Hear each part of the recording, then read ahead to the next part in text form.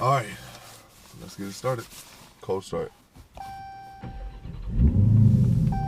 Love the sound of that every day. 5 things that I hate most about my Dodge Challenger Hellcat. Now I'm gonna be all the way real with you. There's nothing that I hate about this car. I actually love every last thing about this car. There might be one thing, which I'm gonna mention I really do hate, right? But everything else I absolutely love about my Dodge Challenger Hellcat, right?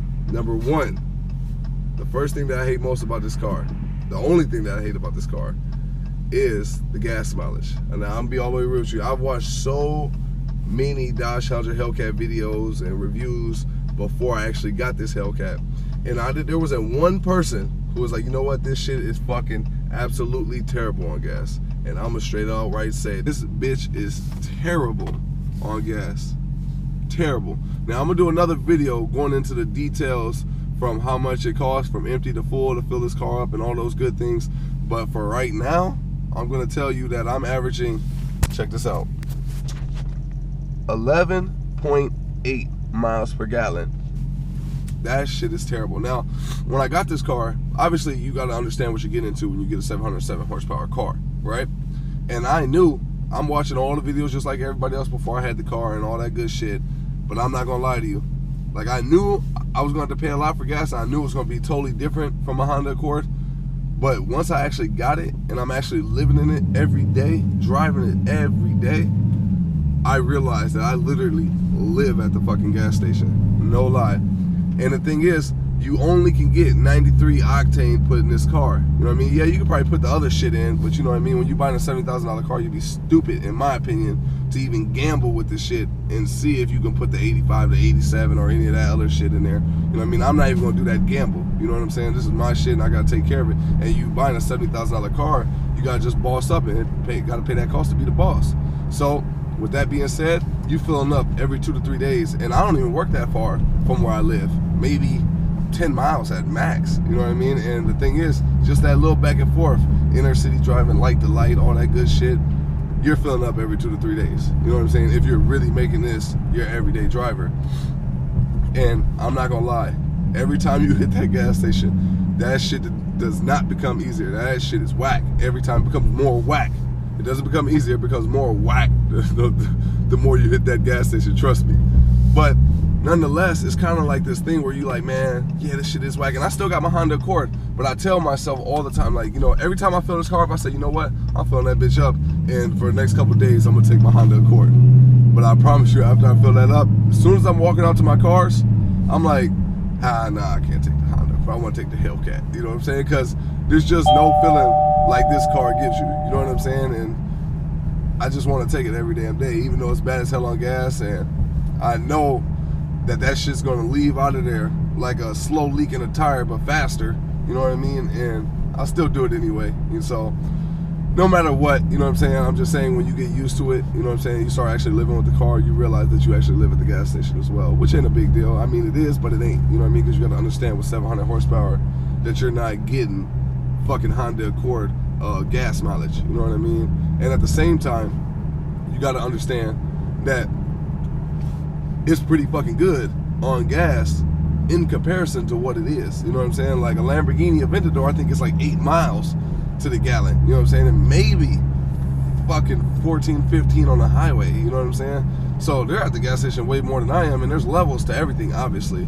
You know what I mean? But this car isn't that bad for what it is. Like, if I hit the highway, I can get I've done it. I've gotten up to 25 miles per gallon on the highway. Put this shit in eco mode, put it on cruise control at 70, and I've gotten 25 miles per gallon. You know what I mean? So it's not really a big deal, you know what I mean? But if you're a person who ain't trying to live at the gas station, this definitely ain't what you want. But if you're a person who likes to have fun, but you'll take that hit in the gas, this is definitely what you want. Number 2, there's no front parking camera. Now, I know this ain't no Corvette to where it's that low to the earth when you're driving, you know what I mean? So Dodge probably didn't feel like you needed a parking camera. But one thing that you're not gonna realize until you actually get this car is that front lip in the front of this car. And I don't know if you noticed, but the Hellcat actually sits lower than any of the other Dodge Challengers.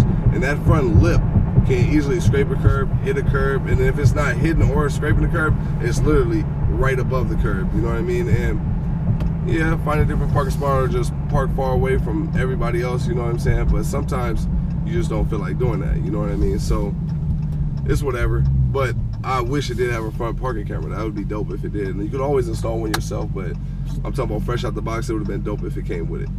Another thing about the front parking camera that I wish it had is I understand, like, for aerodynamic reasons and a bunch of stuff with this car, that they had to have that grill wide open to get all that air in to cool down that supercharged engine and all that stuff.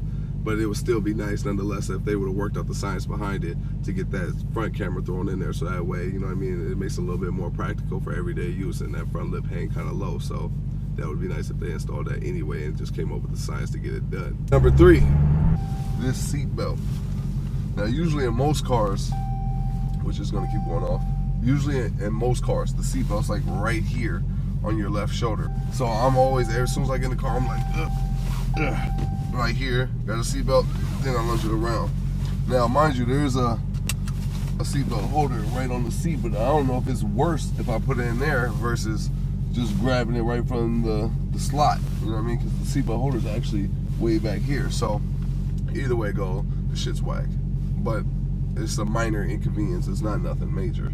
Number 4 that I don't like about my Dodge Challenger Hellcat, or that I hate about my Dodge Challenger Hellcat, is these damn windows. Now, this doesn't seem like a very big deal, but this is actually kind of a big deal. It says auto on the only 2 windows in this car that can go up and down, right? But it only goes automatically down and not automatically up. Mind you, I've seen the reviews, you know, like I said, Dodge Challenger Hellcats and Challengers in particular and all that good stuff, where people are talking about these things that I'm talking about. And I remember watching reviews and being like, oh, so what, the window doesn't go automatically up. But when you start driving this bitch every day, you're like, you know what, man, this shit's kind of getting annoying. When you first get it, you're like, ah, fuck it, who cares, you know?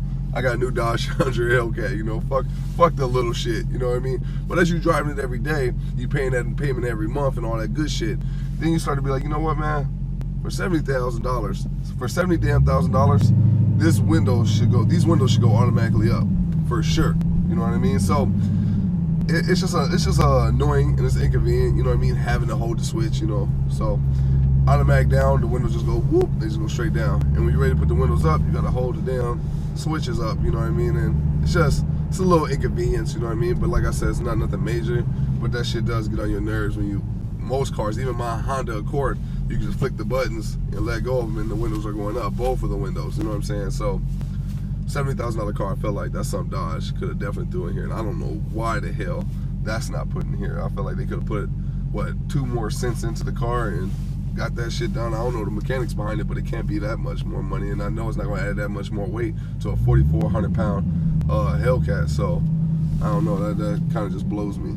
But the 5th thing that I hate about my Dodge Challenger Hellcat, like I said before about the other things, it's not really a hate, it's more like a dislike.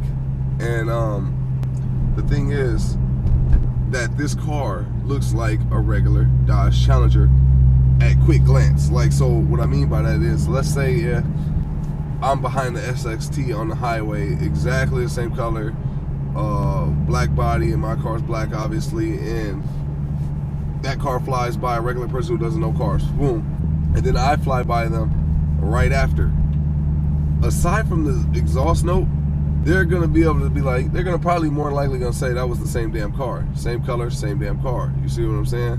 And that's what I don't like. You know what I'm saying? Like, when I pull up, I want people to be like, you paying $70,000 for something, I want my shit, when it's pulling down and driving down on you in your rear view mirrors and all that, I want you to feel like there's a fucking Lamborghini Aventador rolling up on you. Now, not to that extreme, because obviously we're talking about a $70,000 car versus hundreds of thousands of dollars. So obviously it's not going to look to that effect, you know what I'm saying? But nonetheless, I want it in comparison to look like that versus the regular SXT Challenger. You see what I'm saying? Like, I want it to be immediate. That motherfucker is a regular Challenger.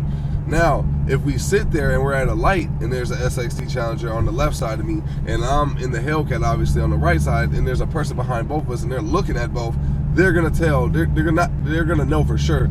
They're not gonna know this was a Hellcat, but they're gonna know for sure that these motherfuckers are different. You can tell by the way it sounds, the way the body sits, everything. You know what I'm saying? They're gonna know then. But I'm talking about at quick glance, this shit looks like a regular Challenger flying by you, period.